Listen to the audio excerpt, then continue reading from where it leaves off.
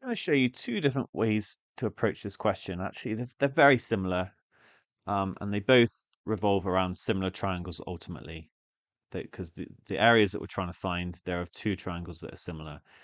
So the way I did it actually is I saw two triangles like this, and I just thought, you know what, I can see a circle theorem in there because when you draw an arc around like this, it we've got angle in a semicircle, and it must be that GH is the diameter.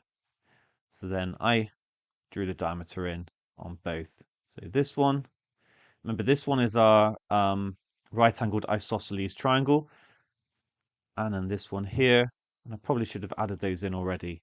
So let me add in that this angle is 45, and this is 45. And then we got 60, 30. So I don't think it actually matters, but this one looks like it's 30. And I've just realized I've done that one wrong. The smaller angle should have been 45.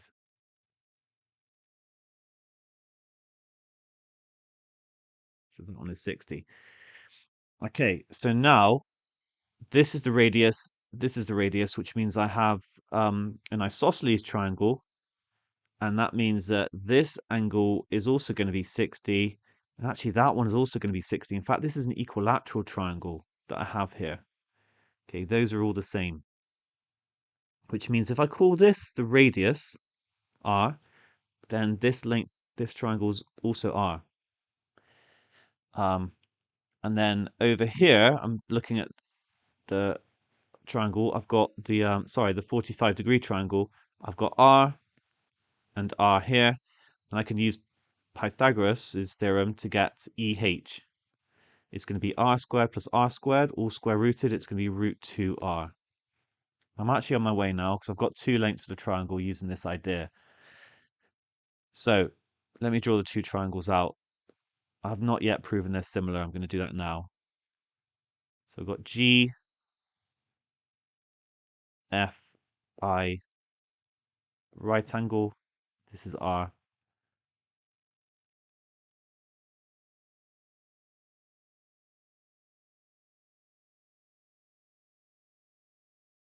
E, I, H. Okay, well, it's clear that these two angles are equal because they are vertically opposite. And then because they both got 90 degrees in, that's enough. It must be that these two are also the same. They are similar. Just not added that root 2r. Okay, and now I'm interested in the ratio of the area. So the length scale factor ratio, let me just write it as a ratio, is going to be r to root 2r, which is the same as 1 to root 2. In fact, r is irrelevant at the end of it. We can let it equal 1. And therefore, the area scale factor, you have to just square it because remember, this length is root 2 times as much, but so is this one. So when you multiply them to get the area, you're going to basically square it. And the area scale factor is therefore going to be 1 to 2, or just you times.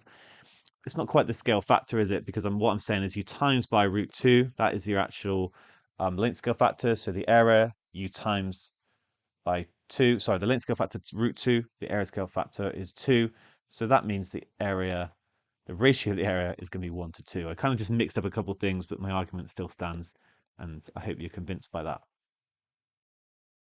Right, method 2. It is along similar lines, but doesn't use circle theorems. And that is to consider, again, these different triangles. We've got 45 and 45. And now I'm going to let this length equal 2. I could maybe I'll go with 1. They go with 1 in the answers. Just some value. Okay, and now I've got, using Pythagoras' theorem, actually, I've got x, this length is x, this is a right angle. It's going to be x squared plus x squared equals 1 squared, which means x squared is actually going to be a half. X is 1 over root 2. In fact, it's worth knowing that result really quickly when you get an isosceles right-angled triangle. It's just related by 1 over root 2 if you have the hypotenuse as 1, or similarly, if that was 1, that was 1, that would be root 2. You times by root 2 going from the shorter sides, you divide by root 2 going to the other sides.